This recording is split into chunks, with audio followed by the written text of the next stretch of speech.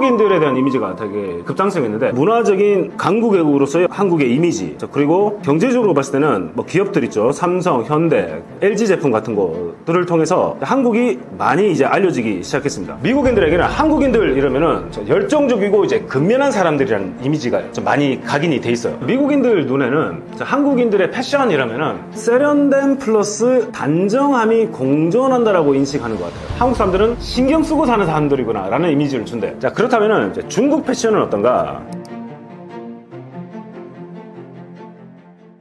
안녕하세요. 떠먹여주는 TV 구독자 여러분들, 다시 만나게 뵙게 돼서 정말 반갑습니다. 미국학을 전공했고 컨텐츠로 풀어낸 알기 쉬운 미국 문화 책을 쓴 김상조라고 합니다. 아주 흥미로운 주제인데, 이게 단순한 개인적인 성격이 아니라 우리가 살펴볼 수 있는 것은 문화적인 배경하고 사회적인 구조에 기인한 집단적 특성으로 볼 수 있겠습니다. 첫 번째로 미국인과 한국인의 차이점을 생각해 본다면 집단주의와 개인주의를 들을 수가 있겠는데, 자, 우리는 또 집단주의 하면은 집단 속에서 살아간다기보다는 일종의 이제 공동체죠. 그래서 우리는 공동체의 구성원들과 좀 조화를 잘 이루고 가서 살아야 된다라는 훈련을 받고 살아왔고, 그 다음에 좀 눈치라고 하죠. 좀 분위기 파. 주변에 내가 혹시나 누구에게 좀 피해를 줄 수도 있지 않을까라고 조심을 한다는 거죠. 그리고 우리가 살아오면서 한국 사람들은 주변 사람들에 대한 배려가 아주 중요하죠. 자, 반면에 미국 사람들은 개인주의라고 하는데, 미국식 개인주의의 핵심은 뭐냐면 남에게 도움 주지도 말고 받지도 말고 모든 건 네 스스로 해라는 겁니다. 그래서 그 누구도 개인을 속박할 수 없다는 거예요. 그래서 자율성과 창의성을 강조하는 그런 교육을 받고 사는 사람들인데, 이로 인해서 미국인들은 유연하게 대처하는 사고가 되게 높지만 계획보다는 순간의 필요에 따라 움직이는 그런 경향이 있습니다. 자, 세 번째로는 한국 사회는 암묵적인 규범이라고 하죠. 좀 약간 눈치 문화인데 이게 강하게 작동합니다. 예를 들어서 이제 줄 서기, 조용히 하기, 남을 배려하기 같은 행동은 말하지 않아도 지켜야 되는 것으로 여겨지죠. 반면에 미국은 명시된 규칙은 잘 따라요. 규정이 있으면 잘 따르지만은 그 외에 규정이 없거나 이러면은 개인이 자유롭게 하고 싶은 행동을 하고 사는 그런 문화적인 차이가 또 있다는 거죠. 자, 그리고 이제 비행기 문화 자체에 대한 차이를 생각해 볼 수 있는데, 한국에서는 비행기 이용이 상대적으로 늦게 대중화가 됐죠. 그래서 이제 여권이 풀려가지고 자유롭게 해외여행이 가능해진 게 1980년대 말부터 여행 자유화가 돼가지고 가능해져가지고 상대적으로 늦게 대중화된 이런 비행기 문화 때문에 서비스 이용할 때 예의가 강조되는 문화가 상당히 발전되어 있습니다. 그런데 반면에 미국은 오랜 항공의 역사를 가지고 있어가지고 소비자 중심의 항공 서비스가 자리 잡아가지고 승객들도 당당하게 요구하는 그런 경향이 있다는 거죠. 그래서 서비스를 주는 비행기 스튜어디스나 그런 분들 입장에서 딱 보면은 한국 사람들이 다른 나라 사람들보다는 훨씬 남을 배려하고 도와주고 그리고 그렇게 큰 트러블을 만들지 않는 그런 승객들로 여겨진다고 할 수 있겠습니다. 그래서 이제 공공의 조화와 효율을 중시해온 데 따른 자연스러운 어떤 반응이라고 볼 수가 있고, 반면에 미국인의 모습은 개인의 자유와 권리를 우선시하는 그런 문화라고 생각을 할 수 있겠죠. 이게 매우 흥미롭지만 조금 민감한 주제가 될 수가 있는데, 왜 한국인인 척하는 동양인이 있을까? 첫 번째로 보면은 한국 여권의 국력과 이미지가 있겠죠. 그래서 여권 파워를 본다면은 2025년도 기준으로 한국 여권을 가지고 무비자로 입국할 수 있는 국가가 192개 국가가 있습니다. 이거는 1위인 싱가포르가 2위인 일본에 이어서 3위 정도가 되는데, 뭐 2위 일본이라고 해도 한국과 그래서 193개 국가를 무비자로 입국할 수 있는 그런 여권을 가지고 있습니다. 그래서 한국 여권이 가지고 있는 이 국력과 이미지가 상당할 수도가 있겠죠. 그래서 입국 심사를 할 때도 한국인이라고 그런다면은 특별한 문제가 없으면 빠르게 통과하는 경우가 많습니다. 그것 때문에 일부 아시아, 동남아시아 국가나 어떤 중국, 중동, 중앙아시아 국가 출신들은 한국 사람에 비해서 훨씬 더 심사 규정이 더 엄격하거나 추가 질문이 많을 수가 있겠죠. 그래서 뭔가 한국인인 척하면 보다 더 수월하게 입국 심사나 통과가 훨씬 쉽게 되지 않을까라는 그런 경우가 생겨날 수가 있겠죠. 그리고 보통 미국 사람들에게 동양 사람들 잘 구분하실 줄 아나요? 이러면은 잘 못한다고 그래요. 그래서 그들의 관념 속에는 중국 사람, 일본 사람, 한국 사람 다 비슷비슷하게 생각된다고 하더라고요. 그래서 영어 표현으로 보면은 자, Asians look alike라고 해요. 그래서 다 비슷비슷하게 생겼다라고 하는데, 그런 미국 사람들에게 어떤 동양인이 I'm from Korea라고 하면은 뭐 입국 심사관뿐만 아니라 자, 일반적인 미국 사람들도 자, 외모만으로는 정확히 판단할 수 없었는데 그런 말 때문에 훨씬 더 유리한 상황에서 여행을 할 수 있거나 뭐 입국 심사를 통과할 수 있기 때문에 자, 그런 점을 좀 악용하는 사람들도 있지 않나 싶기도 합니다. 자, 그리고 세 번째 생각해 본다면은 자, K컬처의 위상을 들 수가 있겠죠. 그래서 한국인이라는 이 정체성 자체가 긍정적으로 인식되는 경우가 많아졌습니다. 자, 그렇다면 이제 미국인들은 한국인, 일본인, 중국인, 기타 아시아인들을 어떻게 인식할까? 일본 사람들 생각해 본다면은 80년대 일본 경제가 아주 발전을 해가지고 90년대, 2000년대까지 해서 대표적인 그때 인기를 얻었던 일본 기업들이 대표적으로 전자 가전 회사를 생각한다면 뭐 소니가 있겠죠. 그리고 자동차 회사는 도요타나 혼다가 지금도 인기를 얻고 있는데 미국 사람들 인식에는 일본인들 이러면은 정중하고 질서정연하면서 자, 고급 기술과 전통을 가진 나라라고 생각을 해요.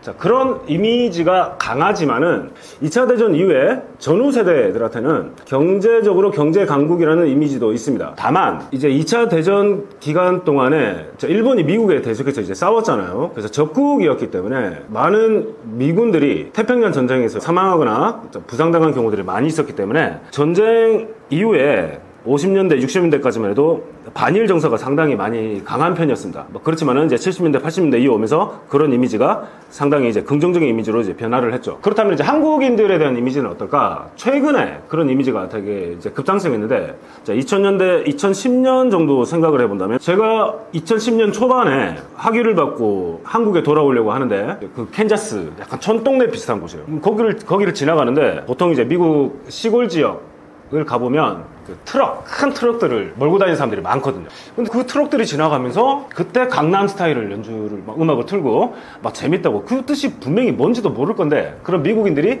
자, 한국 케이팝 음악을 이제 듣고 이제 즐기고 있더라는 거예요. 자, 그래서 이렇게 좋아진 어떤 문화적인 강국외국으로서의 어떤 한국의 이미지, 그리고 경제적으로 봤을 때는 뭐 기업들 있죠. 삼성, 현대, 그리고 대표적인 화이트 가전, 백색 가전을 보면 LG 제품 같은 것들을 통해서 한국이 많이 이제 알려지기 시작했습니다. 그래서 미국인들에게는 한국인들 이러면은 열정적이고 이제 근면한 사람들이라는 이미지가 좀 많이 각인이 돼 있어요. 그래서 일본 사람들 하면은 조금 예의 바르고 점잖고 조용하다라고 하는 이미지가 있지만은 반면에 한국 사람들은 보다 더 열정적이고 다이나믹하면서도 근면한 사람들이다.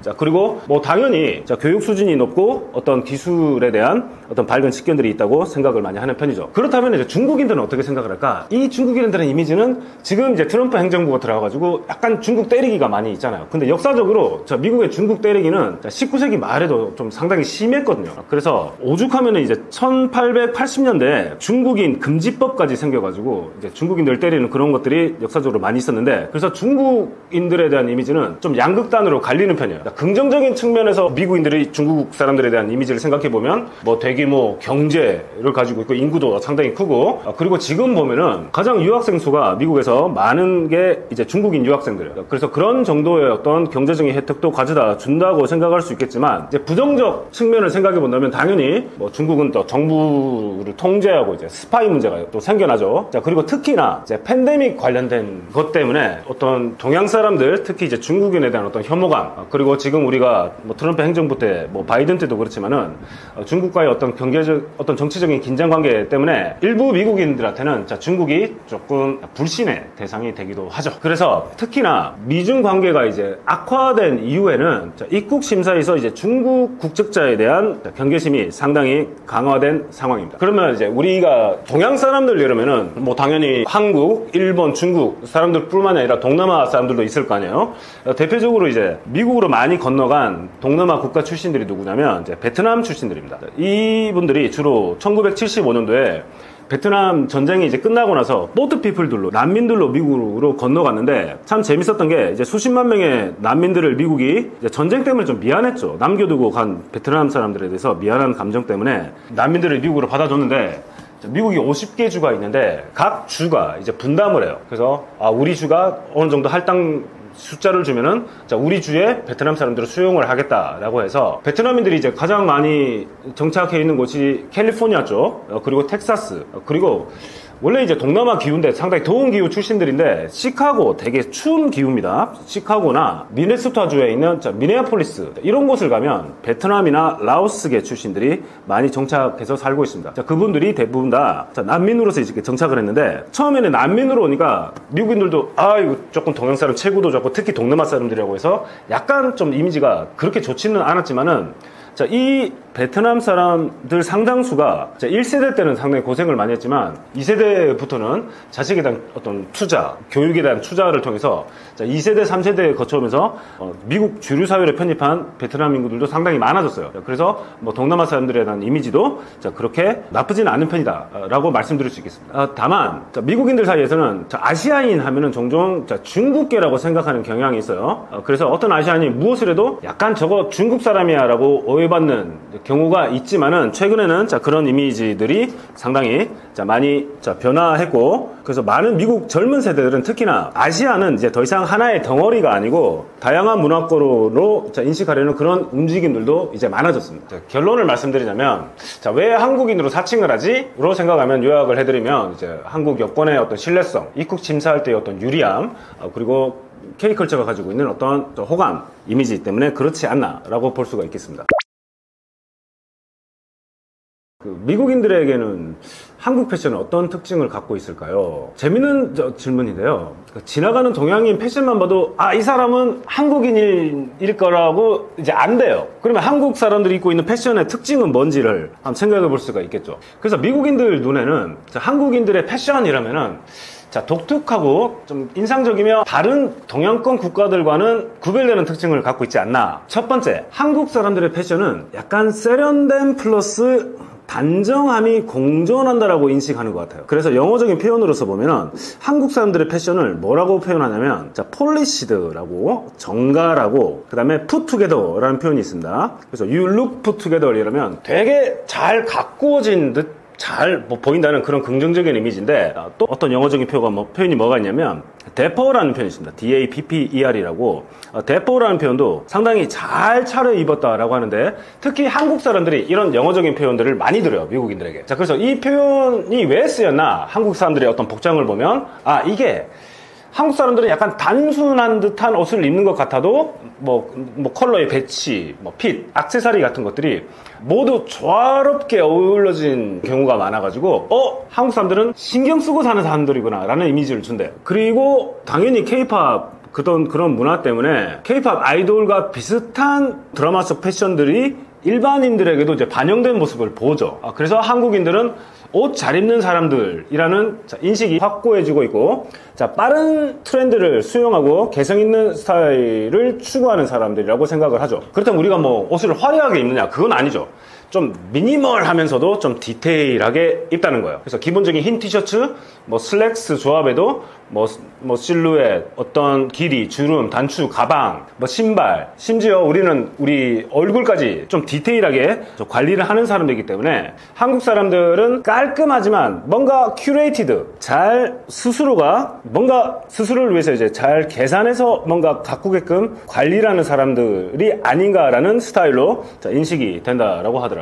그렇다면은 일본 사람들에 대한 패션 인식은 어떤지 전부 다 그렇다는 건 아닙니다. 다만 우리가 약간 일본 사람들의 패션에 대해서 생각하는 이미지하고 좀 비슷하게 일본인들의 어떤 패션이라는 것은 오랫동안 하라주쿠 스타일이라고 있죠. 약간 좀 실험적이고 독창적인 패션을 좀 추구하는 사람들이 많이 있어 보여요. 그래서 미국에서 일본 유학생들을 만나면은 한국 사람들하고 패션이 뭔가 틀려요. 그래서 영어적인 표현을 뜻하자면은 약간 콜키하다고 하는데 약간 조금 기이하고 아르치라는데 기이하지만 뭔가 스스로 고유하게 어떤 추구하는 면이 보이기 때문에 예술적일 수도 있고 그리고 아방가르드한 측면도 있다라고 봐요. 그래서 아방가르드는 실험적인 측면도 있다라고 하는데 그런 패션을 가지고 있는 사람들이 아닌가라는 고정관념 비슷한 이미지가 담겨 있겠죠. 그래서 도쿄에 가시면 이제 그 도쿄의 스트리트 패션 같은 걸 생각해 본다면 여전히 독특한 개성의 상징으로 여겨지고 하이 패션 브랜드에서도 영향을 많이 받는 편이죠. 그렇다면 중국 패션은 어떤가? 제가 미국에 있을 때까지만 해도 중국인들 하면 약간 보여요. 뭔가 한국 사람, 일본 사람들과 구별되는 중국인들만의 어떤 스타일이 있죠. 약간 옷 스타일 스타일도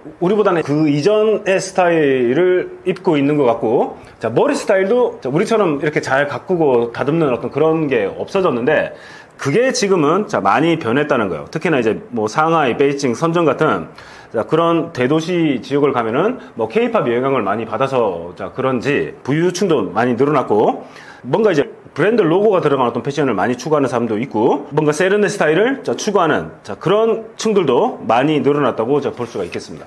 그리고 이제 흥미로운 관찰을 보는데 되게 미국인들이 재밌다고 생각하는 게 뭐가 있냐면, 한국인들은 왜 공항에 비행기 타러 가는데 화장하고 그렇게 꾸미고 가냐고 라고 좀 신기하게 생각하는 사람들이 많이 있대요. 그래서 왜냐면 보통 미국 사람들은 편하게 긴 여행을, 한국 여행을 가려고 그러면은 그냥 간단한 바지에 슬리퍼에 좀 편하게 왔다 갔다 라고 하고 싶은데, 한국 사람들은 그런 순간에도 관리를 하는 사람들이 꽤 많아 보인다는 거죠. 자, 그리고 외국인 교환학생들이 한국 대학교에 공부를 하면 가장 놀라는 게, 한국 대학생들은 화장을 한대요.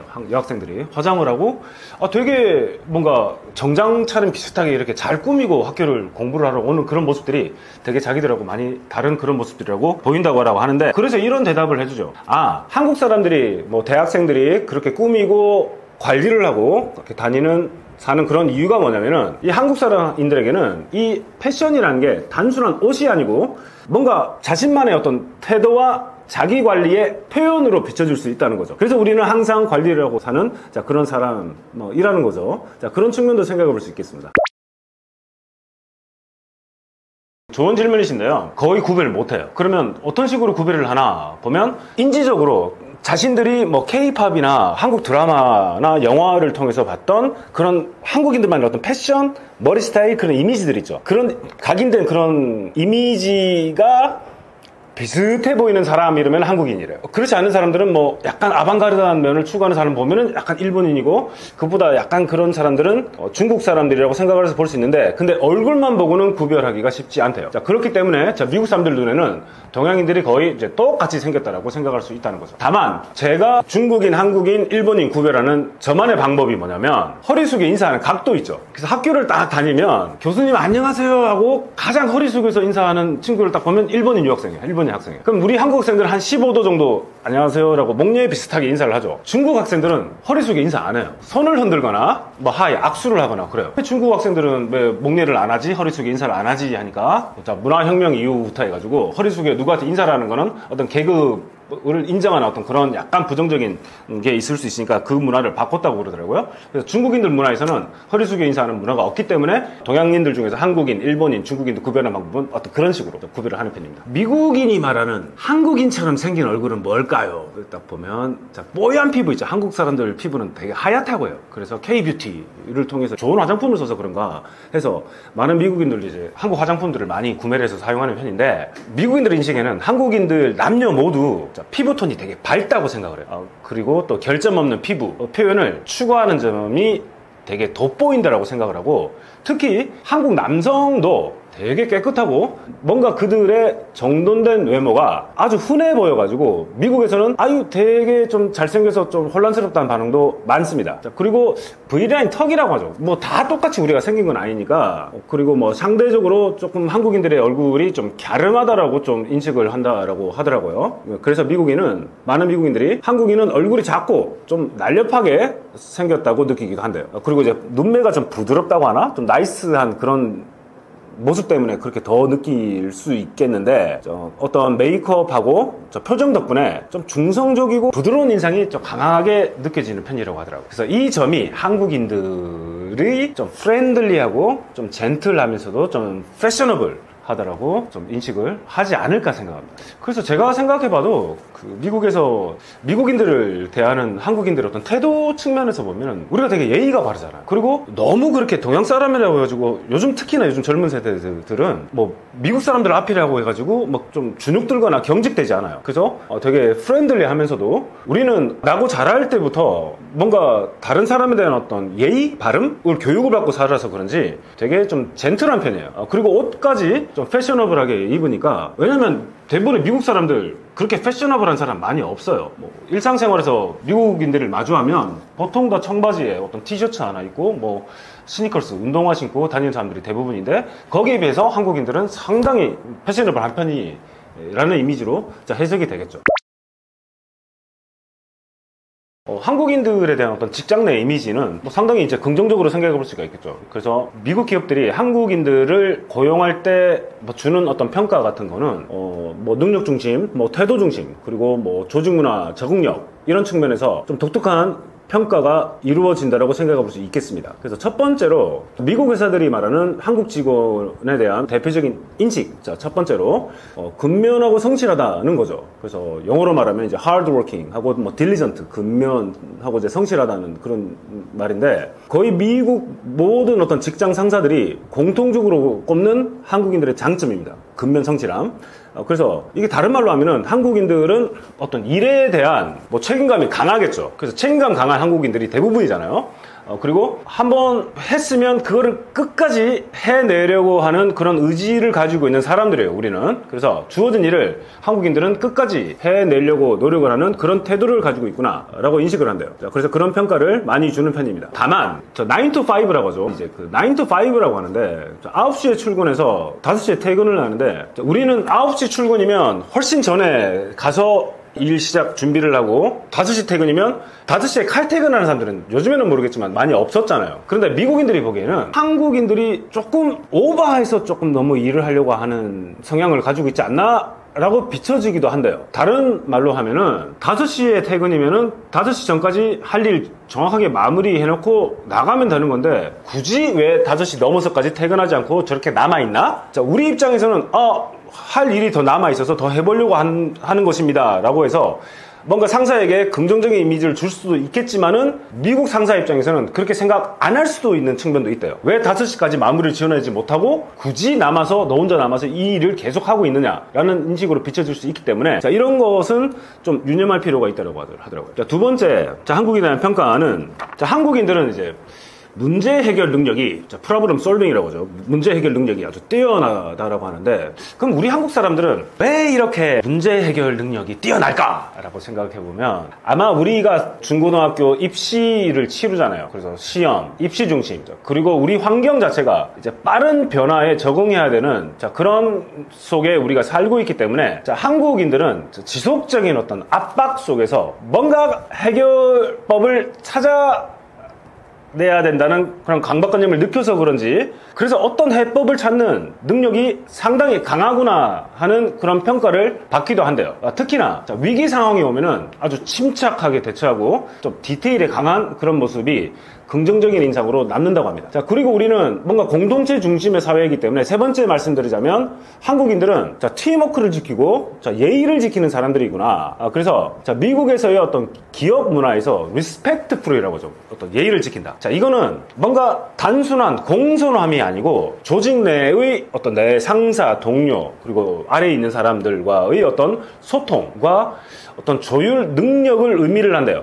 그래서 한국인들은 상하관계, 역할을 받았을 때의 어떤 역할 분담, 그리고 어떤 공감적인 어떤 리액션 부분에서 긍정적인 평가를 많이 받는다고 합니다. 다만 이런 긍정적인 측면도 있지만은, 미국인 상사들 또는 미국 회사가 느끼는 한국인이 가지고 있는 어떤 도전적인 과제를 생각해 본다면은, 첫 번째 우리가 생각해 볼 게 뭐가 있냐면, 우리는 어릴 때부터 겸손이 미덕이라고 배우잖아요. 그래서 나를 너무 드러내지 말라라고 우리는 배우지만은, 미국은 자기를 정확하게 나를 나타내줄 수 있는 게 어떤 미덕이라고 봐요. 그런 측면에서 생각해 본다면 한국인들은 자신만의 어떤 PR이 약하다라고 생각을 한대요. 그래서 많은 한국 직원들이 이 성과는 뭔가 말하지 않아도 뭐 주시겠지라고 생각하지만, 미국 직장 문화에서는 자기 성과를 정확하게 드러내고 좀 브랜딩하는 능력도 아주 중요하더라고요. 자, 그래서 너무 자기를 보여주지 않고 내가 어떤 능력을 가지고 있는 사람인지를 인식하지 못하게 한다면은, 받아들이는 상대방 미국인들 입장에서는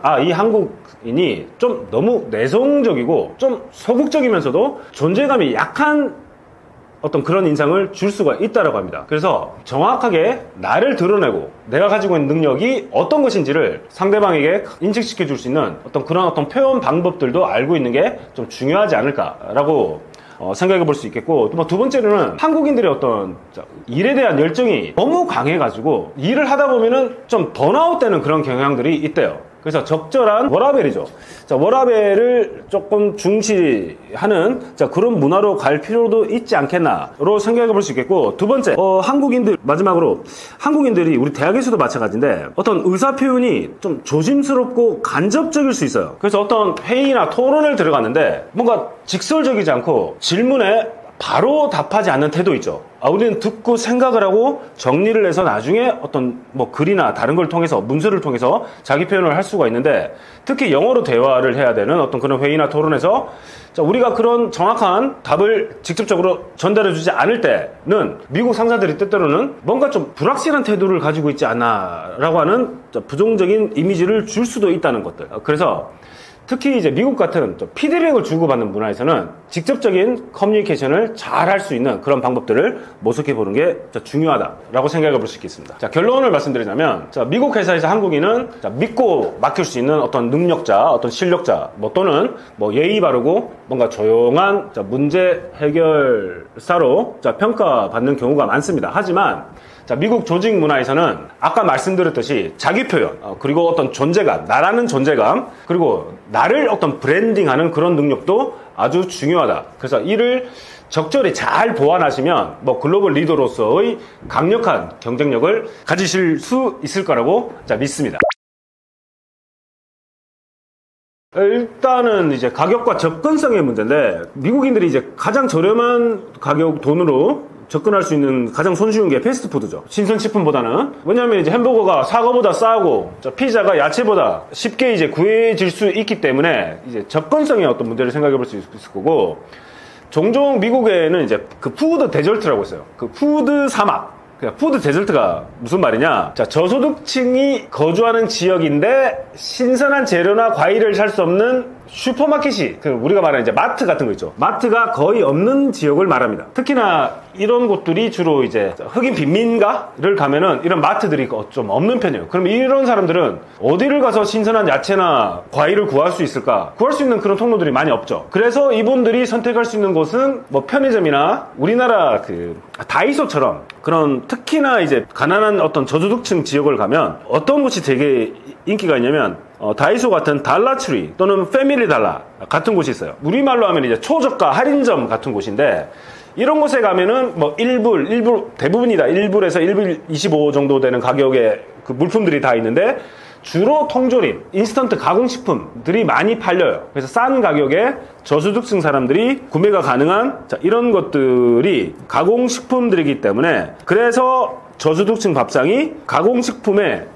의존할 수밖에 없는 그런 구조로 되어 있다. 그리고 이제 시간과 에너지 문제를 들 수가 있는데, 그 저소득층은 장시간 출퇴근, 차가 없는 사람들은 이제 대중교통 버스를 이용해가지고 더 먼 교외 지역에 출근해서 퇴근하면은 출퇴근 시간, 근무 시간까지 합쳐서 수많은 시간들을 하루에 보내고 퇴근하고 온 상태에서는 너무 피곤하죠. 그래서 그 노동으로 지친 그런 상태에서는 조리하고 싶은 마음이나 에너지나 시간도 없기 때문에, 그래서 주로 이들이 어떤 음식을 주로 많이 구매를 하는 편이냐면, 전자레인지로 데워서 간편하게 먹을 수 있는 어떤 가공식품이나 냉동식품, 특히 통조림밖에 의존할 수밖에 없는 상황이 된다. 그리고 또한 어떤 식문화 교육의 영향도 생각해 볼 수 있는데요. 가공식품 중심의 식습관이 어릴 때부터 이제 부모를 따라서 형성되는 경우가 많습니다. 그래서 영양교육 없이 그냥 패스트푸드, 저가 냉동식품, 탄산음료로 이어지는 이런 식단이 특히나 이런 층들에서는 일상화가 되는 그런 문제가 있겠죠. 그래서 그럼 이분들은 가공식품들 중에서 주로 어떤 음식을 즐기나? 당연히 패스트푸드이기 때문에 햄버거나 아니면 냉동치킨, 너겟, 프렌치프라이 이런 거. 그리고 미국 사람들이, 이분들이 전형적으로 즐기는 음식이 있어요. 마카로니, 맥앤치즈라고 하는데, 마카로니 앤드 치즈, 치즈가 듬뿍 들어간 마카로니, 그런 거 많이 먹죠. 또한 캔에 들어있는 수프, 캔에 들어가 있는 스파게티, 식빵, 땅콩버터, 이런 것들이 몸에 좋을 수는 없겠죠. 하지만은 이런 가공식품, 냉동식품에 의존하고 살 수밖에 없는 그런 상황이다. 그래서 이 가공식품 공화국이라는 이 표현은 미국 저소득층의 현실을 반영하는 슬프지만 사실에 가까운 말입니다. 가공식품 공화국. 이 문제는 단순한 개인의 습관이 아니라 사회 구조적 문제라는 거죠. 빈곤, 저소득층, 그리고 교육, 제대로 된 교육을 받지 못하고 부모의 영향을 받아가지고 계속해서 이런 식습관 패턴이 이제 반복이 된다는 거고, 의료, 유통 환경, 그 푸드 데저트 같은 곳에 살고 있다는 이런 사회적인 구조적 문제와 이제 직결되어 있다는 거죠. 자, 그렇기 때문에 현재도 수많은 미국 어린이들이 전자레인지 식단으로 하루를 시작하고 끝내는 현실 속에 살고 있습니다. 증가하는 추세로 보고 있는데요. 2024년도 상반기만 해도 미국 소매점 절도가 전년 대비 24% 증가했습니다. 특히 뉴욕, 로스앤젤레스, 시카고 등 대도시에서 두드러진 상승세를 보였죠. 그래서 일부 대형 소매 업체들, 예를 들어서 타겟이 있습니다. 월마트 말고 타겟이라는 소매 업체가 있는데, 이 타겟이 너무도 절도 사건들이 비일비재해지니까 2023년에 뉴욕, 시애틀, 그리고 샌프란시스코에 있던 매장 9개를 폐쇄를 했습니다. 그래서 공식적으로는 수많은 절도 때문에 폐쇄하는 거라고는 말 안 했지만 대부분의 미국 언론들은 그렇기 때문에 폐쇄를 한 게 아닌가라고 보고 있죠. 그래서 이 원인이 무엇일까? 원인을 보면 일부 전문가들은 팬데믹 이후에 많은 미국인들이 실직 상태가 돼서 이제 경제적으로 어려워졌죠. 그리고 또한 법 집행의 변화가 절도 증가에 영향을 끼쳤다라고 생각을 하는데, 예를 들면 뉴욕이나 캘리포니아 주에서는 절도한 액수가 이제 950불 미만이면 경범죄로 간주가 돼가지고 체포가 돼도 구속이 안 되고 바로 훈방이 된대요. 아니면 벌금형에 처해진다고 하는데, 그렇다면은 내가 절도범 입장에서 어떤 마트에 들어갔어요. 내가 빵, 캔 음료, 채소, 과일, 야채 내 한끈 이제 한아름 이렇게 절도를 해도 그게 1000불은 안 되겠죠. 고가의 전자제품, 어떤 명품을 훔치지 않는 이상은 어떤 식료품 마트에 가서 이제 훔칠 때, 근데 훔쳐서 나갈 때 거기서 치안을 보안을 담당하고 있는 그 직원들이 제지를 못한대요. 왜냐면 그 마트의 슈퍼바이저들이 이 사람들이 가지고 나가려고 하면 제지하지 말라. 왜냐면 제지해서 혹시 총기 사고가 발생하고 누가 희생을 당하는 상황이 발생한다. 아니면 총기 사건이 일어나가지고 옆에서 멀쩡하게 쇼핑을 보고 있던 다른 고객들이 피해를 입었다 그러면은 법적 소송을 당해서 엄청난 소송 비용을 지불해야 될 수 있는 상황이 될 수 있기 때문에 누가 훔쳐서 나가려고 하면 그냥 내보내주라고 한대요. 왜냐면 막는 저지하는 사람의 목숨도 위태위태할 수 있으니까. 그 사람의 목숨이 부상을 당하거나 저 세상으로 가면은 이거는 그 마트 입장에서는 금전적으로 책임져야 될 소송 비용들이 엄청날 수 있기 때문에 그런 복합적인 상황 때문에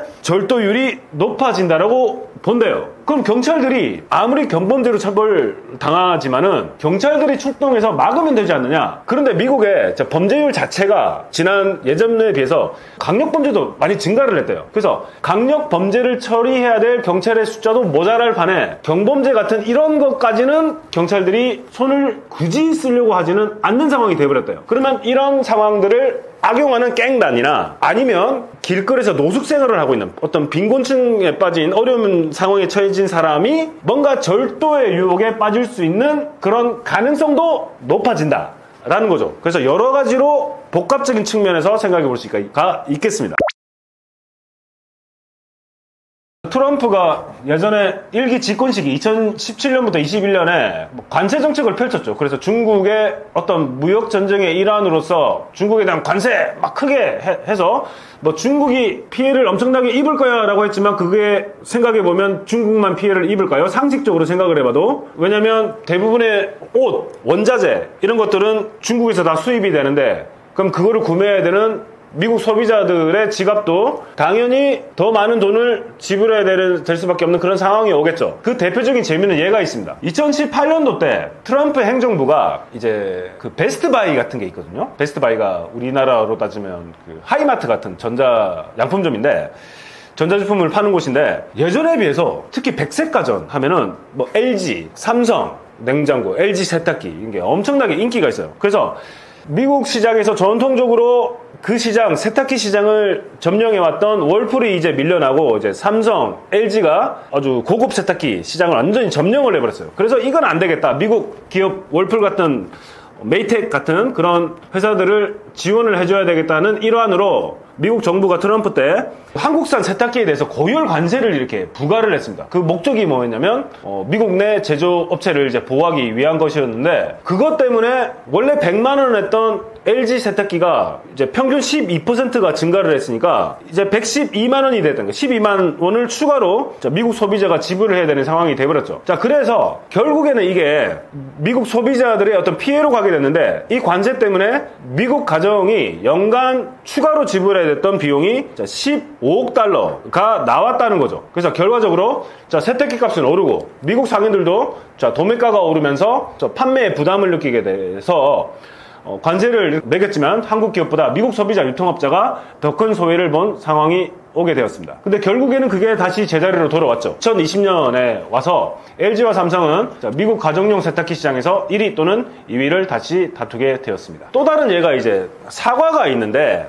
미국이 중국산 제품에 대해서 이제 세금을 막 부과를 하니까 중국도 이제 보복을 해야 될 거 아니에요. 그러면 어떤 보복을 하냐면 미국산 농산물에 대해서 관세를 이렇게 부과를 해요. 특히 이제 워싱턴주에서 수입된 사과가 큰 타격을 입게 되는데, 사과가 중국으로 대량으로 수출이 됐었는데 관세 때문에 미국산 사과가 이제 가격 경쟁력을 잃게 되니까 수출이 급감하게 돼요. 이제 수출 잘 되었던 사과가 더 이상 사갈 사람이 없어지니까 이제 방치된 채로 이제 썩게 되는 상황이 되어버렸죠. 그래서 어떤 한 농부가 이야기했듯이 관세의 혜택 수혜자가 아니고 이제 희생자가 되어버린 상황이 되었다 해서, 관세는 외국 기업이나 외국 국가에 세금을 매긴다라는 어떤 그런 느낌이 있지만 결국에는 미국 상인과 소비자가 그 비용을 같이 지불하게 되는 구조라는 겁니다. 그래서 일종의 정치적인 레토릭이라고 볼 수 있겠죠. 트럼프가 강경하게 중국에게 대응하고 대처를 잘한다는 정치적인 레토릭이 될 수 있겠지만, 현실적으로 봤을 때는 중국에 관세를 많이 부과하면 부과할수록 중국만 피해를 보는 게 아니고 그거를 또 중국으로부터 많은 물품들을 수입하고 원자재를 수입하는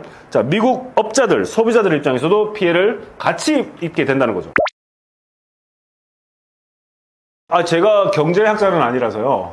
다만 이제 일반론적인 측면에서 말씀을 드리면, 관세 전쟁으로 인해서 미국인만 고통을 받을 것이다라는 것은 또 일리 있는 주장이겠죠. 왜냐하면 관세는 결국 수입품 가격을 올리고 이는 소비자한테 부담이 고스란히 돌아가기 때문이겠죠. 그리고 또한 기업들 입장에서는 더 비싼 원자재나 부품을 써야 하니까 생산비가 증가하고 그 비용은 고스란히 제품 가격에 반영이 되기 때문에 나중에 이게 또 고용 축소로 이어질 수도 있는 상황이 되겠죠. 이런 이유 때문에 제2의 대공황이 닥칠 수 있다라는 극단적인 의견도 일부에서 나오지만, 현재로서는 그렇게까지 보지는 어렵겠죠. 몇 가지 이유를 설명드리자면, 첫 번째, 경제 구조의 변화겠죠. 그래서 1940년대 대공황이 왔을 때 같이 지금은 이제 경제 구조 자체가 다르겠죠. 당시에는 이제 금융 시스템 자체가 불안했기 때문에, 그리고 또한 정부의 어떤 경기 대응 능력도 부족했죠. 근데 지금은 중앙은행 그리고 정부가 훨씬 적극적으로 개입할 수 있는 정책적 수단을 가지고 있죠. 예를 들면 우리가 많이 들어봤지만 금리 조정이나 양적 완화나 재정 정책 등이 있을 거고, 다만 이제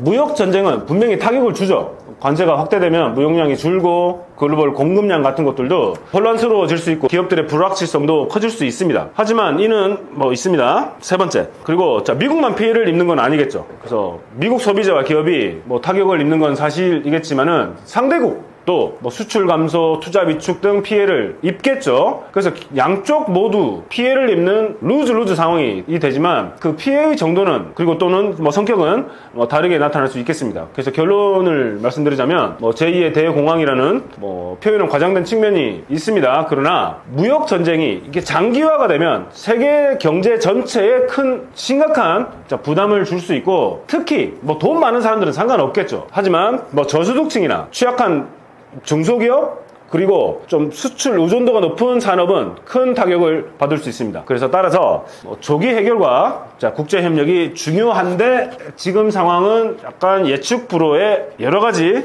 국제적인, 정치적인, 경제적인 갈등 상황들이 많이 보이네요. 그래서 상황을 어떻게 변화하는지 계속해서 유심히 지켜볼 필요가 있겠습니다. 실제로 한국 지하철의 스크린도어 있잖아요. 우리는 뭐 당연하다고 생각되는 스크린도어가 뭐 제가 대학생 때였던 뭐 90년대까지만 해도 스크린도어가 없었죠. 그래가지고 특히나 그 환승하는 그런 역에 가면 사람들 어마어마하게 이렇게 많이 몰려 있는데 혹시 어떤 사고가 나지 않을까, 그래서 많은 사고들이 비일비재했었는데, 한국에 있는 이 스크린도어 시스템이 많은 외국인들, 특히 미국인들에게, 아니 왜 우리 미국, 특히 이제 뉴욕, 제일 큰 지하철 시스템을 갖고 있는 우리 뉴욕에는 왜 없지라는 질문을 갖게끔 하는 그런 인상을 준 정도로 한국 스크린도어가 상당히 많은 충격이나 인상을 좀 준다고 합니다. 그런데 이 차이는 단지 기술력의 문제가 아니라 뭐 도시 설계의 역사, 그리고 예산 우선순위, 그리고 대중교통 철학의 차이에서 비롯된다라고 생각해 볼 수 있겠습니다. 자, 그래서 한국 지하철과는 다르게 미국 지하철은 시스템 자체가 매우 오래됐어요. 그래서 우리나라 지하철은 1974년에 개통됐죠. 서울에 개통 처음에 최초로 됐는데, 미국 지하철은 그것보다 70년 전, 그러니까 1904년도에 개통이 되었습니다. 다만 뉴욕의 이 지하철 시스템이 개통이 되었을 때 문제가 뭐였냐면, 그 역마다 플랫폼 구조 자체가 제각각으로 설계가 됐어요. 아니 당연히 통일되게끔 각 역마다 왜 안 만들어졌지라고 생각해 볼 수 있을 건데, 그거는 따로 이유가 있습니다. 왜냐면은 이 지하철이 개통이 되었을 때 세 개의 서로 다른 민간 철도 기업들이 각기 다른 사용과 표준으로 역과 지하철 노선 라인들을 개통을 시켰대요. 자, 그렇기 때문에 차량의 크기, 터널 폭, 공률 등이 좀 달라졌습니다. 그렇게 처음에 시작이 되었는데 1940년에 이게 통합이 되었다고 하는데, 이 구조 차이는 그대로 남아있대요. 그래서 우리나라처럼 통일되게 스크린도어 딱딱 설치하고 지하철 문이 열리면 똑같이 스크린도어도 자동적으로 같이 열려서 똑같은 공간으로 승객들이 진입하고 나올 수 있는 그런 구조를 미국은 만들 수가 없대요. 역마다 구조도 틀리고 철도, 지나가는 어떤 기차, 지하철도 종류가 다르기 때문에 통일되게 설치하는 게 아주 어려우면서, 굳이 그거를 설치를 하려고 한다면은 매우 비효율적이고 그리고 많은 비용들이 발생할 수 있겠죠. 근데 미국도 스크린도어를 설치를 안 하려고 생각했던 게 아니에요.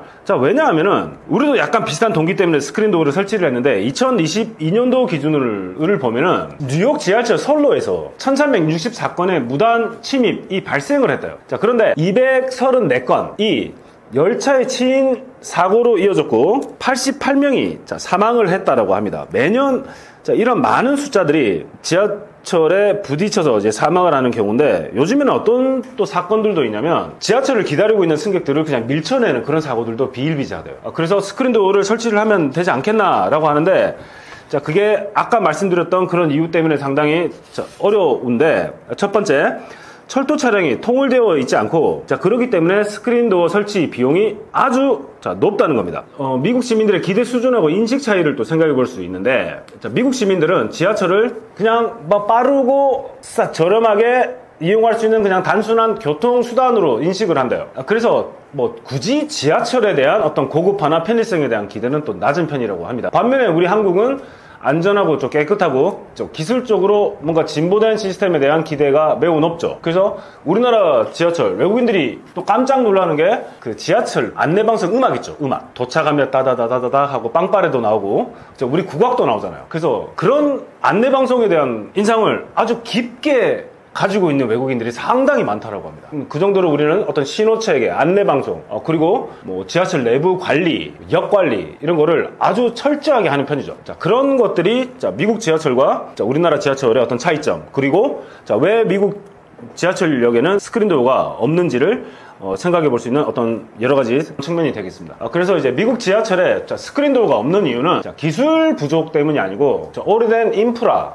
그리고 서로 다른 어떤 체계, 구조, 크기의 차이에 따른 어떤 설치를 했을 때의 어떤 비용 문제, 그리고 미국인들의 어떤 대중교통에 대한 어떤 인식 차이. 다른 말로 하면은 미국은 자동차 중심의 문화잖아요. 그래서 미국에서 어떤 인프라 관리를 하면 주로 고속도로 관리를 한대요. 거기에 대한 투자가 많이 가지, 굳이 버스나 지하철 같은 대중교통에 대한 어떤 투자 관리 같은 거는 고속도로에 비해서는 좀 덜하대요. 왜냐면 자동차 중심의 어떤 그런 문화이기 때문에. 그래서 항상 대중교통인 지하철과 버스는 정책 순위에서 항상 밀려난다고 해요. 반대로 한국은 현대적인 어떤 설계, 정부의 어떤 강력한 어떤 추진, 시민의 기대 수준이 서로 이제 맞물려 가지고 전 세계에서 가장 안전하고 편리한 지하철 시스템을 만들어 냈다라고 볼 수 있겠습니다.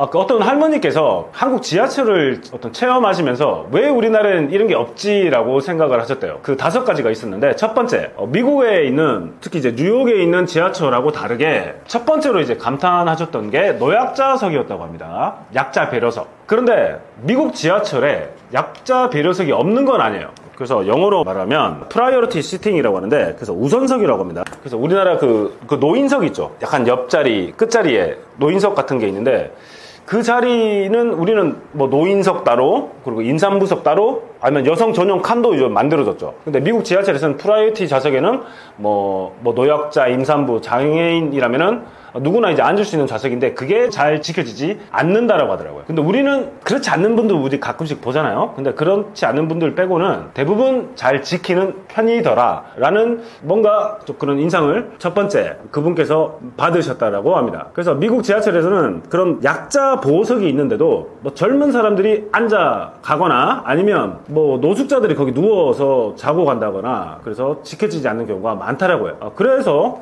한국이 훨씬 체계적이고 실질적으로 작동되기 때문에 뭐 할머니께서 뭐 감탄할 만 하셨다라고 생각합니다. 그리고 지하철에 엘리베이터, 우린 각 지하철마다 이제 엘리베이터가 설치가 돼 있죠. 그리고 주요 지하철역에는 에스컬레이터도 있어가지고 승객들이 편리하게 그것들을 이용할 수 있는 체계를 갖추고 있는데, 미국 지하철역에는 예를 들어서 뉴욕에 전체 지하철역이 490개가 있대요. 그 490개 역 중에서 엘리베이터를 가지고 있는 역은 140개밖에 안 된대요. 전체의 30% 정도밖에 설치가 안 돼 있고, 또 엘리베이터가 지하철역에 있다고 하더라도 고장이 잦고 정보 제공도 부족해가지고 휠체어를 탄 어떤 장애인이나 노인분들이 쓰시기에는 상당히 불편하게 돼 있다고 합니다. 그러니까 당연히 좀 깨끗하게, 아주 신속하고 깨끗하게 이용할 수 있는 한국의 엘리베이터, 이거 너무 좋았다라고 할머니께서 표현하셨다면 완전히 공감되는 그런 반응이 아니었을까. 그리고 이제 세 번째는 뭐 지하철 표지판 있죠. 그래서 한국은 안내방송 표지판 같은 걸 보면 뭐 다국어로 돼 있죠. 한국어, 영어, 뭐 일본어, 중국어까지 우리는 안내방송을 해주잖아요. 근데 요즘에 보니까 뉴욕 지하철에도 이제 한국어 방송을 가끔씩 해준다라고 하는데, 그전에는 없었습니다.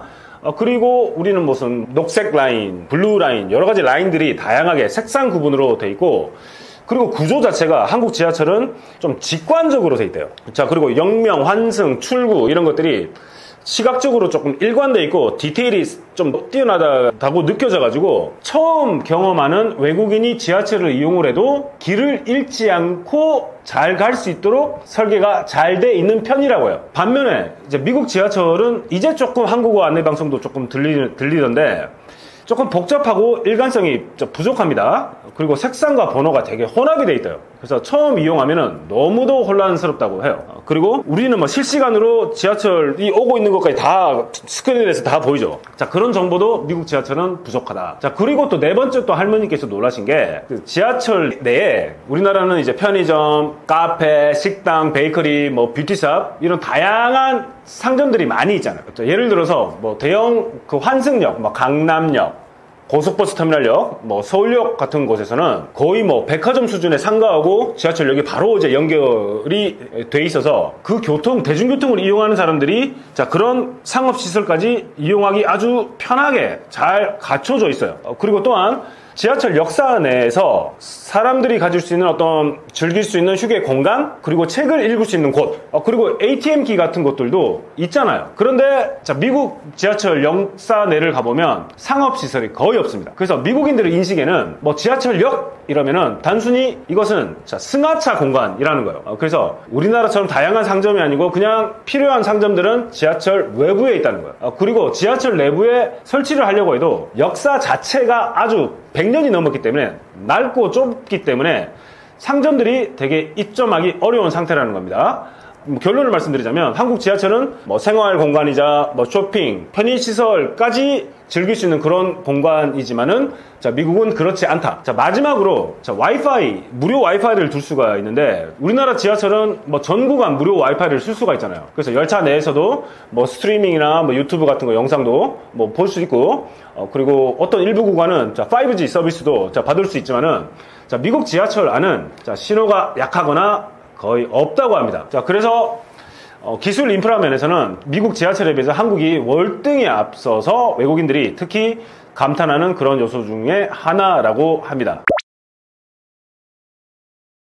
실제로 미국 지하철에서 쥐가 사람 몸 위로 지나가거나 아니면 가방에 매달려 있거나 같은 그런 영상들이 많이 나오는데, 미국인들조차 이제 충격을 먹어가지고 자주 섞인 어떤 그런 반응을 보이는 상황일 만큼 미국 지하철의 상태는 한국과 비교하면 확연한 차이를 보입니다. 그럼 어떤 차이가 있나? 첫 번째, 청결도를 생각해 볼 수 있는데, 저도 올 때 갈 때 이제 지하철을 많이 타지만은 한국 지하철은 기본적으로 매우 깨끗하죠. 그리고 쓰레기도 거의 없어요. 그리고 바닥, 손잡이 같은 것도 영상에 뉴스에도 많이 봤지만은 정기적으로 매일 청소하시는 분들이 이제 청소를 하시죠. 소독도 하시고. 그렇게 청결하게, 최대한 청결하게 이제 관리를 하는 편인데, 미국 지하철은 지하철 내에서 또 취식도 가능하대요. 근데 취식까지 하는 것까지는 괜찮은데, 먹다 남은 음식 쓰레기들을 다 버리고 가는 사람들이 많다고 그러더라고요. 그리고 지하철 기다리고 있는 플랫폼 안에 그 철로 있죠. 철로에다가 먹었던 음식들을 버리는 경우도 많고, 그래서 미국 지하철은 그 철로를 보면은 쓰레기가 많이 쌓여 있어요. 그래서 이제 음식물, 지하철 안에, 미국은 쓰레기가 자주 보이고, 음식물, 신문, 심지어 어떤 토사물 같은 것들도 가끔씩 보일 만큼 상당히 청결하지 못하다. 그런 차이점이 있고요. 두 번째, 우리나라는 지하철 선로나 역산에 쥐를 볼 거라고는 혹시나 이제 볼 수도 있겠지만 보면 기겁을 하겠죠. 왜냐하면 우리나라는 철저한 어떤 방역 시스템하고 어떤 시설 유지 관리를 잘한 덕분인데, 미국 뉴욕 지하철은 쥐가 선로를 따라다니는 그런 장면이 일상적입니다. 왜 그러냐면은 쓰레기 문제 때문인데, 미국 사람들은 지하철을 타고 통근 중에 음식을 먹는 일이 흔하고 쓰레기통도 적습니다.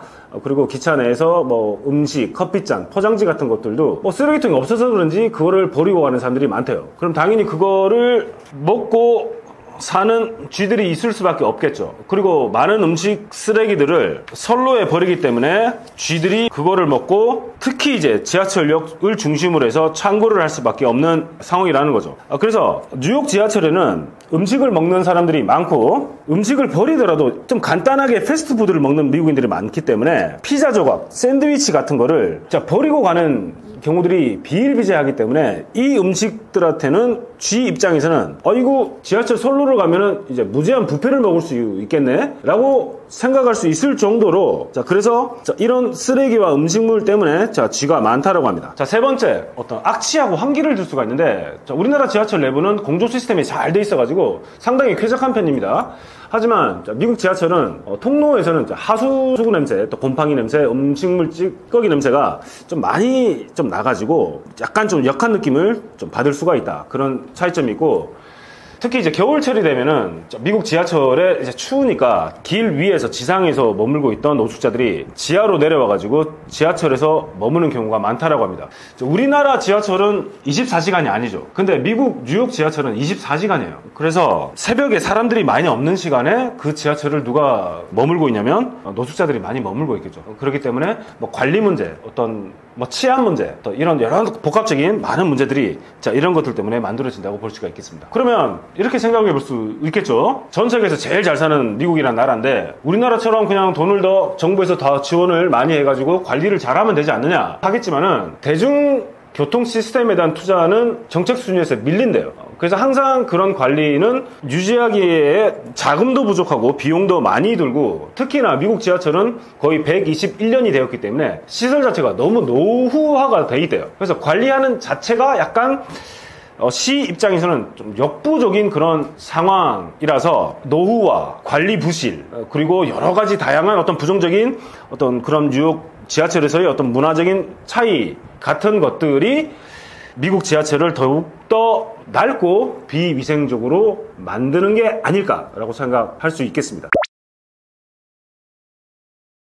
제가 가르치는 외국인 학생들 대부분이 하는 이야기가 한국 치안 너무 좋더라고. 제일 좋은 거는 밤늦게 심야버스 같은 걸 타도 불안한 마음이 없이 타고 올 수가 있다고 그러더라고요. 그만큼 한국은 다른 나라들에 비해서 치안이 잘 되어 있는 편이고, 그리고 소매치기도 좀 없잖아요. 어렸을 때 예전에는 좀 있었던 것 같은데, 지금도 물론 있겠죠. 근데 다른 나라처럼 그렇게 대놓고 소매치기를 한다거나 강도를 한다거나 그런 사람들은 우리나라에서는 상대적으로 많이 안 보인다는 거겠죠. 그럼 어떤 점에서 이렇게 다를까를 생각해 본다면, 미국의 살인율 있죠. 매해 살인율이 있는데, 이게 10만 명당 6.3명이라고 합니다. 이게 한국의 10배래요. 그리고 우리나라는 총기 소유가 불법이지만 미국은 총기 소유가 합법이라서 그런지 총기 관련 사망자가 연간 4만 4만 명 가까이 된다라고 해요. 그리고 어떤 도난이나 강도 사건도 약간 도시마다 편차가 있지만은 특히 대도시인 뭐 뉴욕이나 샌프란시스코, 로스앤젤레스 같은 관광객 대상으로 하는 그런 소매치기도 좀 심각한 편이다.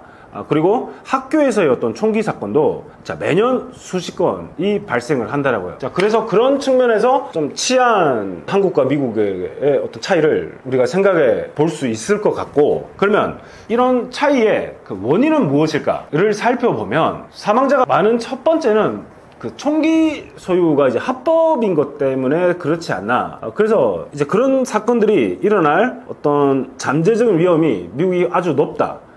그리고 CCTV 보급률 같은 걸 보면 미국은 땅이 너무 넓잖아요. 그래서 우리나라처럼 촘촘하게 CCTV를 설치를 하기가 좀 쉽지 않은 그런 상황. 반면에 우리나라는 전국에 CCTV 설치를 거의 막 700만 대 가까이 설치를 해놨대요. 그래서 이것들 덕분에 어떤 범죄 억제력이 좀 높아지지 않았나. 그리고 어떤 문화적인 측면도 생각해 볼 수 있을 것 같은데, 한국은 뭔가 우린 좀 공동체라는 의식과 뭔가 체면 문화가 좀 더 있어서 그런지 남의 거를 조금 뭐 굳이 한다거나 이러면은 내 체면이 좀 그렇게 살지 않는다는 그런 문화적인 측면도 생각해 볼 수 있을 것 같고, 경찰 시스템도 생각해 볼 수 있는데, 우리나라 경찰은 뭐 비교적 뭐 신고가 들어가고 사건이 발생하면 비교적입니다. 비교적 민첩하게 대처를 하고 체계적으로 수사를 하는 편이라고 해요. 그런데 미국은 대도시를 가면 흑인 빈민촌들이 있습니다. 대도시를 가면. 근데 이제 이 대도시 자체가 일반 미국인들은 범죄율이 아주 높기도 하고 뭐 마약 거래나 이런 심각한 범죄들이 많이 발생한다고 하는데, 이 지역에서 특히 뭔가 범죄가 발생해서 경찰한테 신고가 들어갔다 이러면 경찰도 쉽게 못 들어간대요. 왜냐면 자기들의 목숨도 위협을 받기 때문에. 그래서 강력 범죄를 달려야 되는 그런 상황도 많이 있어서 한정된 경찰 숫자로. 그래서 많은 미국 경찰들이 좀 힘들다고 느낀대요. 왜냐면 다양한 범죄들은 더 많이 발생을 하고 있는데 그거를 대처하고 처리를 해야 될 경찰들의 숫자는 좀 제한되어 있기 때문에, 그런 어떤 예산 측면, 경찰 숫자 어떤 그런 부족의 측면들, 그런 것들도 불만을 표하는 미국인들이 많이 있어 왔다. 그래서 외국인들의 어떤 한국 치안에 대한 뭐 실제 반응을 보시면, 우리가 영상들에서 많이 보셨겠지만은 뭐 노트북이나 뭐 휴대폰을 카페에서 놓고 주문하고 와도 누가 가져가지 않고 멀쩡하게 있더라, 그런 영상들이 많이 있잖아요. 근데 그건 사실이래요. 그렇게 느낀다고 해요, 외국인들이. 외국인 학생들한테 물어봤어요. 그렇게 느낀다고 하더라고요. 그리고 밤 12시에 여성 혼자 뭐 지하철을 타거나 시내버스를 타도 이게 어떻게 이게 가능하지? 안전하게? 누가 혹시나 나한테 뭔가 잠재적으로 어떤 위험적인 어떤 상황을 발생시키지 않을까라는 그런 걱정 없이도 다닐 수 있는 곳이 한국이구나. 반면에 미국에서 이런 행동을 했다가는 바로 소매치기 당하거나 총을 맞을 수 있는데, 그렇게 인식하는 외국인들이 많다고 합니다. 한국은 실질적으로 세계에서 가장 안전한 나라 중에 하나다라는 평가를 자주 한다고 합니다.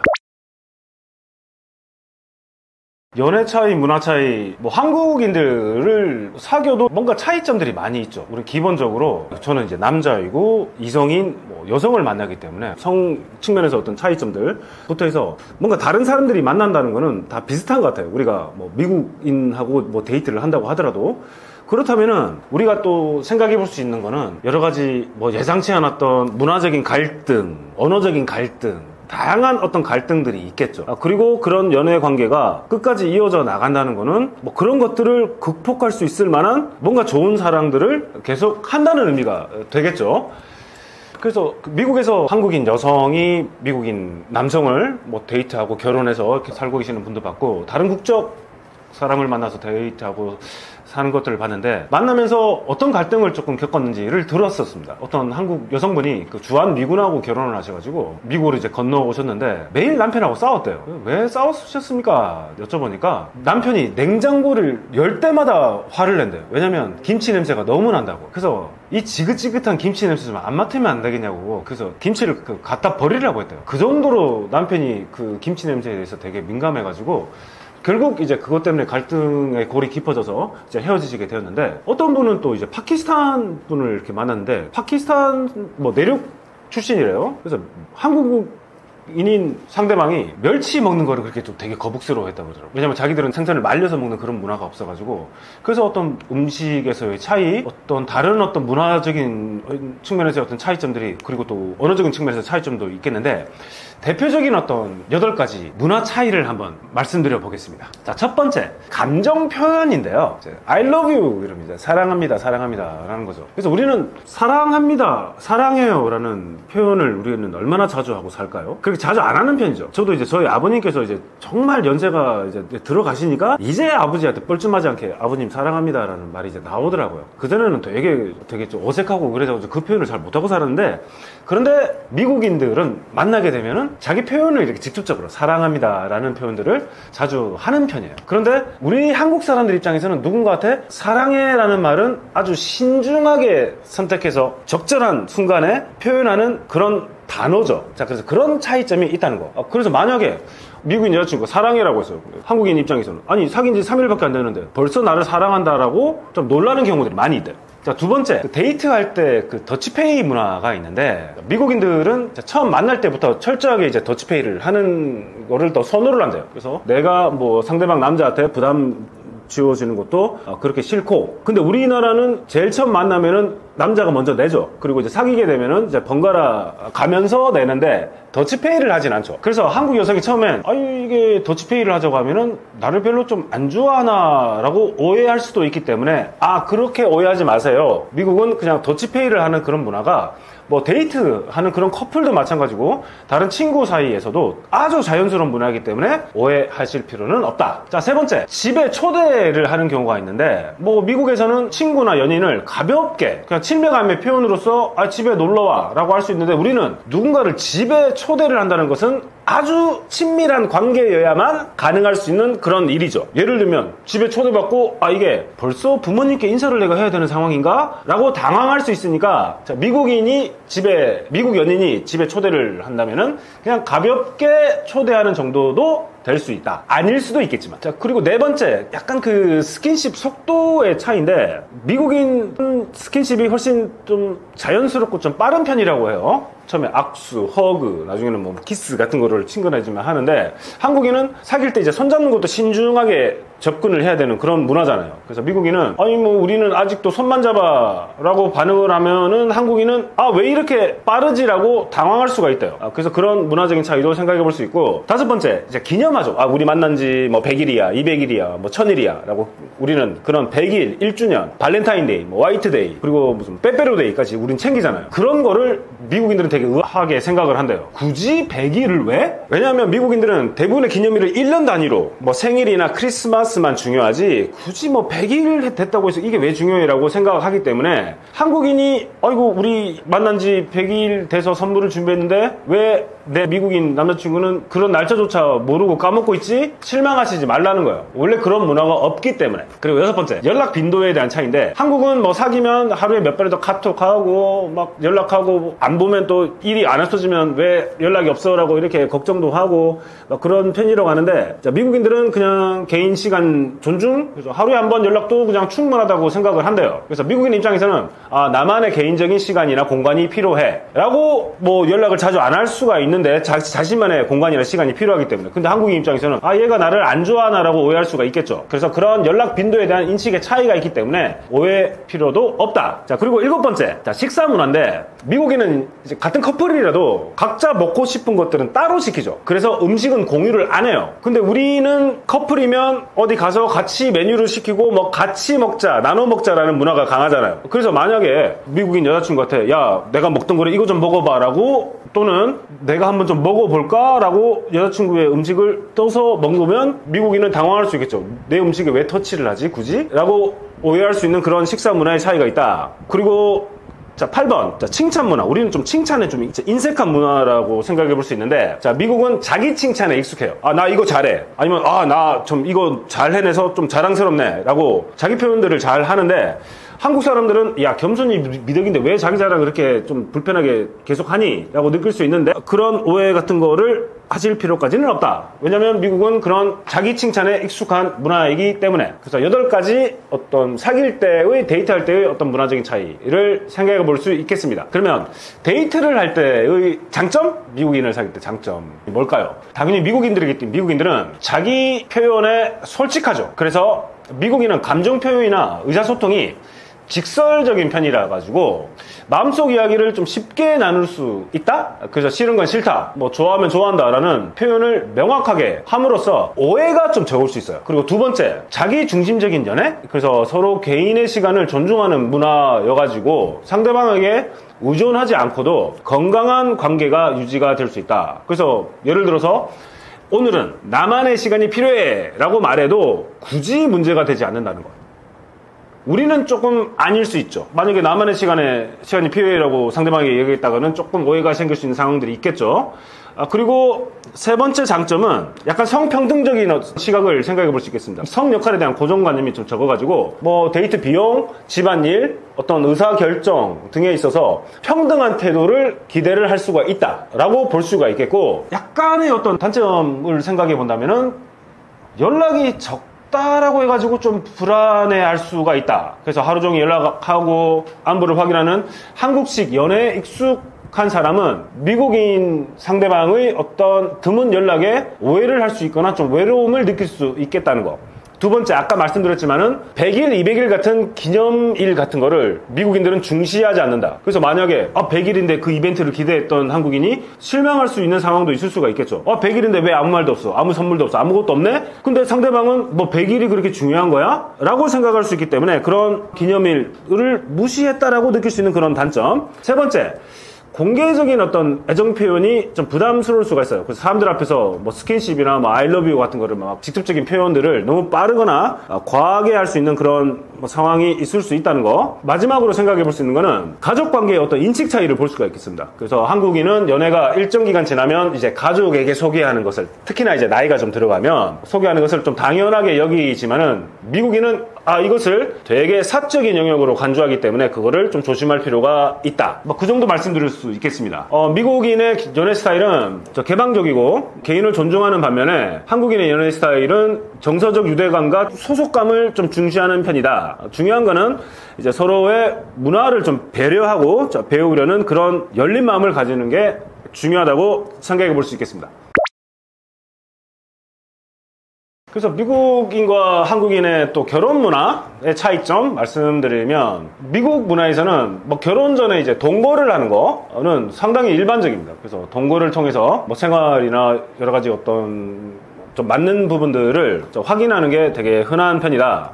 그리고 결혼식 문화를 보면은 뭐 다양성과 개인의 그 취향을 중시하는 편이에요. 다만 우리나라처럼 결혼식에 초대받아서 가면 뭐 축의금 같은 건 내지 않아도 됩니다. 그래서 축하해라고 뭐 간단 조그만한 선물 정도 주는 거. 그래서 개인이 뭐 내가 교회를 다니기 때문에 교회에서 결혼을 하고 싶다면 교회에서 할 수도 있고, 아니면 야외에서 하고 싶다 그러면 그냥 야외에서, 해변에서 하고 싶다면 그런 해변에서 할 수 있는 그런 자유로운 결혼식 문화를 가지고 있고, 지금은 많이 바뀌었지만 전통적으로는 결혼을 하면 여성이 남편의 성을 따라가요. 그래서 그런 자신의 성을 이제 유지했지만은 예전에는 남성과 성을 결합하는 경우가 많이 있었다. 그래서 뭐 부부인데 왜 성을 하나만 쓰지? 이게 서양에서는 전통적으로 여성 부인이 남편의 성을 따라갔기 때문에. 그리고 이제 그 재정 관리 측면에서는 결혼 후에도 경제적 서로 간의 독립을 유지를 하는 편이라고 합니다. 그래서 공동 계좌보다는 서로 각자의 어떤 계좌를 유지하는 것을 선호를 하고, 가족 관계를 보면 이제 부부 중심의 문화입니다. 결혼 후에도 이제 부모나 시댁 처가 간섭은 이제 거의 없는 편이다. 그리고 약간 우리나라 문화하고 틀린 마지막 특징은 그 이혼에 대한 이제 시각인데, 미국에서는 이혼이 뭐 실패라고 생각하지는 않는 것 같아요. 그래서 다른 선택으로 인식이 돼서 뭐 재혼, 다시 또 결혼하거나 재혼하고 또 결혼하고 하는 것들이 좀 흔한 편이다. 그런 차이점들을 생각해 볼 수 있겠습니다.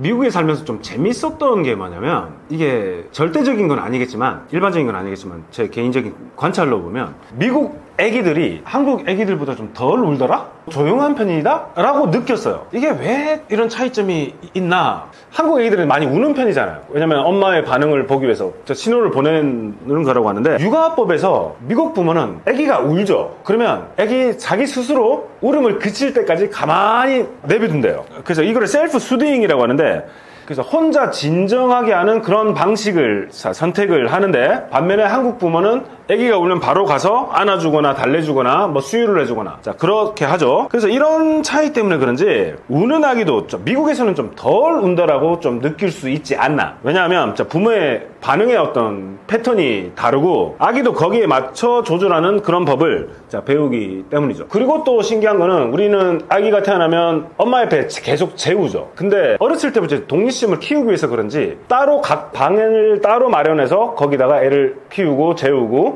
그렇게 하더라. 그래서 미국인의 어떤 독립심은 그렇게 어린 시절부터 이렇게 육아를 통해서 훈련을 받는 게 아닌가. 그래서 이제 미국식 훈육의 좋은 점을 생각해 보면, 미국 부모들이 이제 자율성과 이제 책임감을 교육하는 편인데, 아이가 스스로 선택하고 실수해서 배우도록 유도하며 좀 자기 주도적 사고를 키우도록 노력을 하고, 그리고 이제 감정을 존중을 해준다. 그래서 아이의 감정을 억누르려고 하는 것보다는 좀 이해하고 좀 수용해주는 방식, 그리고 잘한 행동에 대해서는 적절한 보상을 해주는 편이에요. 그래서 내가 잘했구나, 그래서 내가 보상을 받기 때문에 느낄 수 있는 그런 자존감이 높아지고 지속적인 좋은 행동을 유도할 수 있도록 해주고, 그리고 부모 자녀 간의 어떤 관계가 수평적인 선에서 대화가 이루어진다. 그래서 명령보다는 협상을 통한 훈육이 기본이고, 아이가 의견을 표현할 그런 기회가 많아질 수 있는 그런 상황일 수 있다. 근데 그런 어떤 미국 부모의 육아 훈육법을 보면 한국 부모 입장에서는 지나치게 좀 느슨해 보이는 게 아닌가? 그리고 이제 부모 역할의 어떤 경계는 어딘지. 왜냐면 미국 부모가 어린 아이의 삶에 개입하지 않으려는 경향이 있기 때문에 좀 무심하게 느낄 수 있는 상황이 있을 수 있대요. 그리고 아이에게 결정권을 너무 많이 주는 방식은 한국식 어떤 권위주의적 훈육에 익숙한 부모들한테는 좀 혼란을 줄 수 있다. 이런 것들이 한국 부모들이 느낄 수 있는 그런 어려움으로 볼 수 있겠습니다. 그러면 한국식 훈육은 나름대로도 장점도 있겠죠. 그리고 규칙과 질서, 교육에 강하죠. 그래서 사회생활에 요구되는 기본적인 예절과 질서를 잘 부모들이 교육을 해주시는 편이고, 부모들이 이제 적극적으로 개입을 하시죠. 이게 너무 지나치면 아이들한테 좀 힘들 수가 있는데, 학습, 생활 습관 이거 하지 마라, 저거 하지 마라, 공부 열심히 해라, 건강급일 똑바로 해라, 해라. 부모가 아이를 이제 세심하게 신경을 써서 아이가 안정적으로 성장할 수 있도록 하죠. 그래서 자식을 키우는 게 이제 벼농사라고 하는 게 그런 거겠죠. 심을 때부터 잘 관리하고 잘 가꾸고, 그래서 그 결실을 잘 거두면 삶을 부모로서 잘 산 거라고 생각하는 우리는 그런 문화이기 때문에요. 그리고 우리는 공동체 의식을 상당히 강조를 하죠. 개인주의의 문화가 아니기 때문에 나 개인뿐만 아니라 내가 속한 어떤 가족이라는 경계, 그리고 학교라는 사회, 그리고 또한 여러 가지 사회와의 어떤 관계 속에서 자신의 위치가 어떤 건지를 정확하게 인식을 해야 하는 그런 교육이 우리는 잘 이루어진 편이다. 그래서 미국 아이에 대한 훈육이 더 좋은 건가, 한국의 훈육이 더 좋은 건가 말할 수 없겠죠. 그냥 다를 뿐이에요. 왜냐면 각자가 가지고 있는 장단점들이 다 있기 때문에. 그게 혼합돼서 좋은 것만 다 뽑아지면 진짜 이상적이지 않을까요? 그래서 뭔가 우리나라는 자기 주도적으로 할 수 있는 문제 해결을 하는 그런 교육들을 우리가 잘 못 배워왔잖아요. 그런 상황에 맞닥뜨리면 되게 당황할 수가 있는데, 언젠가는 해내고 말긴 말겠지만은 그런 게 잘 적절하게 버무려지면은 좋을 수도 있겠다는 생각이 들기도 합니다. 당연히 언어적인 측면이 제일 크겠죠. 그래서 60년대, 70년대 미군하고 결혼해서 미국으로 이주하신 분들이 많이 계셨거든요. 그 당시에는 거의 좀 생존을 위한 선택 때문에 가신 분들이 많았어요. 그때 결혼하셨던 많은 한국 여성분들이 언어적으로 잘 준비가 돼 있었겠나? 안 돼 있으셨겠죠. 그래서 미국 남편을 따라서 미국에 정착해 나가면서 본격적인 미국에서 삶을 시작할 때 제일 먼저 겪었던 어려움이 언어적인 소통 때문에 어려움을 겪어서 정착하신 분들 중에 평균적으로 한 반 정도가 이제 이혼을 하셨다고 그러더라고요. 그래서 의사소통 방식에서의 차이 때문에 이혼하는 경우가 제일 크고, 그 다음에 개인주의와 어떤 공동체주의를 또 살펴볼 수가 있는데, 미국인들은 결혼 후에도 자기만의 어떤 자유와 독립성을 추구하는 편인데, 한국인은 가족 중심의 공동체 문화 속에서 움직이는 경우가 많기 때문에 우리 부모님이 같이 살아야 해서 라고 한다면은 미국 배우자는 충격 먹을 수 있겠죠. 왜 굳이 부모하고 같이 살아야 되지? 라는 어떤 그런 차이 때문에, 오해 때문에, 또 갈등 때문에 이혼이 발생할 수도 있을 거고, 돈과 생활 방식에 대한 가치 차이도 있겠죠. 그래서 소비와 저축에 대한 개념이 다르기도 하기 때문에, 만약에 미국 남편은 이렇게 벌어서 사는 만큼 좀 즐기고 살자라는 마인드를 갖고 있다면, 한국인은 우리는 저축이 미덕이라고 했잖아요. 그런 문화에서 자라는 우리는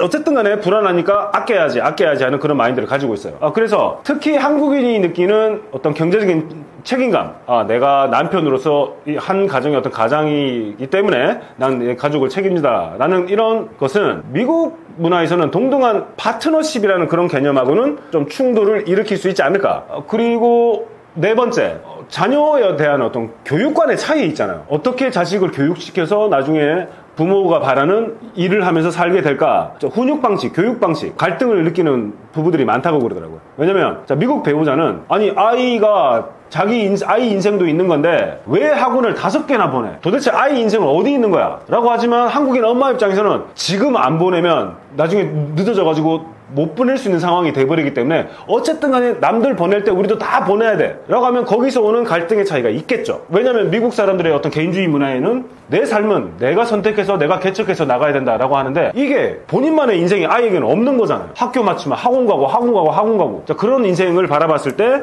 갈등이 생겨서 이혼이 발생할 수도 있고, 마지막으로는 미국 사회, 특히나 이런 경우들이 많았는데 미국 사회에 적응하기 어려운 한국 배우자는 그 문화적인 고립감을 느낄 수가 있어요. 근데 그걸 옆에서 바라보고 있는 미국 배우자 입장에서는 왜 당신은 내 가족이나 문화에 적응하지 않으려고 해? 라고 동화시키려고 노력을 했지만 한국인 배우자 입장에서는 아무리 노력해도 따라갈 수 없는 그런 어려움들이 있겠죠. 그거를 품어주고 도와주고 하면은 그런 갈등이 없겠지만 왜 노력 안 하고 왜 집에만 처박혀 있어? 밖에 좀 나가지 않고 그 배우자의 상황을 이해 못하고 마음도 이해 못한다면은 거기서 오는 갈등 때문에 이혼이 생길 수 있다. 자, 그렇기 때문에 그 미국인과 결혼을 한다면은 좀 알고 있어야 될 체크리스트가 좀 있을 수 있을 것 같아요. 그래서 첫 번째, 서로의 가족 관계의 어떤 기대치, 상대방은 결혼 후에 부모님과 얼마나 가까이 지내고 싶은가, 한국식 효도 문화에 동의하는가, 왜 동의를 해야 되지? 그런 것들을 이해 못하면 어쩔 수가 없겠죠. 그리고 돈을 관리하는 방식들, 돈은 함께 공동계좌를 만들 것인가 아니면 따로 쓸 것인가, 그리고 빚이나 어떤 소비 습관은 어떻게 해야 될 것인가, 아까 또 말씀드렸지만은 자녀 교육과 교육은 어떤 식으로 공동으로 책임을 질 것인가, 그리고 미국인 배우자 당신은 어떤 식의 교육을 추구하는가, 나는 이런 식의 교육을 추구하는데 그러면 우리가 만날 수 있는 정점은 어딘가, 타협을 할 수 있는 정점은 어딘가 생각해 볼 수 있을 거고, 또 생각해 볼 수 있는 가장 대표적인 갈등이 종교죠. 그래서 내가 무교라면 모르겠지만은 특정한 종교를 믿고 있으면은 이 종교가 어떤 의미를 가지고 있는지, 이런 종교적인 어떤 가치관과 믿음이 그거를 믿지 않고 있는 사람 만났을 때 어느 정도의 갈등을 일으킬 수 있다면은 못 만나겠죠. 그걸 서로 품어주고 서로를 따라가 줄 수 있다면 이루어질 수 있겠지만은, 그리고 뭔가 다툼이 있을 때 어떤 식으로 갈등을 해결해 나갈 수 있나? 말로 푸는 사람인가? 신무하는 사람인가? 중재자를 두는 걸 원하는가? 그런 것들도 생각을 해보고 다양한 측면들을 이렇게 고려를 하면서 선택을 하셔야 되지 않을까. 그래서 결론은 미국인과의 결혼에서 문화적인 차이는 문제가 될 수 있겠죠. 그리고 문제가 되지 않을 수도 있습니다. 왜냐면 우리가 그 문화적인 차이를 어떻게 인식하고 조율해 나가려고 노력을 해 나가는가가 중요하기 때문이겠죠. 저희 부족한 미국 문화 영상을 시청해 주셔서 정말 감사드립니다. 보다도 미국 문화에 대한 조금 재밌는, 관심 있는 부분들이 있으시면 이 책에도 좀 재밌는 내용들이 좀 담겨 있고, 그리고 혹시 댓글을 남겨주시면은 저도 그걸 읽고 여러분들에 대해서 답을 남겨드리도록 그렇게 노력하겠습니다. 정말 영상 시청해 주셔서 정말 감사드립니다. 감사합니다.